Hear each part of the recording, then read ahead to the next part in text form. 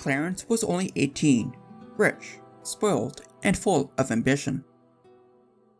He fell under Warwick's influence and married his daughter Isabel Neville in secret in July 1469, going against Edward's wishes. At the same time, uprisings began in Yorkshire, led by a man called Robin of Reedsdale. These revolts, likely stirred up by Warwick and his allies, soon turned into an open revolt against the king. Edward marched north to stop the rebels, but Warwick and Clarence joined them. Their armies met Edward's at the Battle of Edgecote in July. The royal army lost badly, and thousands died. Edward was captured and held at Warwick Castle. But England exploded into infighting, and when Northern Lords raised the old King Henry's banner, Warwick had no choice but to release Edward in October 1469. In early 1470, a new revolt began in Lincolnshire. Edward put it down at Losecoat Field, and Warwick and Clarence fled to France.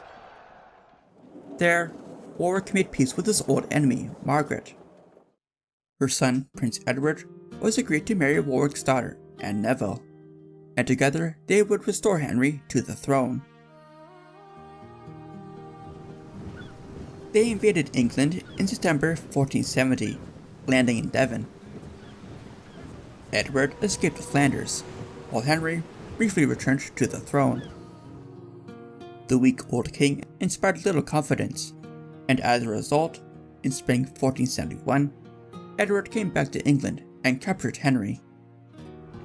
On Easter Sunday, Edward met Warwick's army at Barnet in thick fog. Mist and confusion caused Warwick's men to fire on their own troops, and by morning, Warwick lay dead.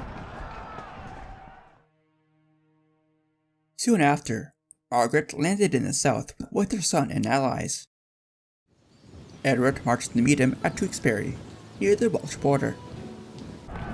On May 4th, Edward's forces struck hard, his brother Gloucester leading the front.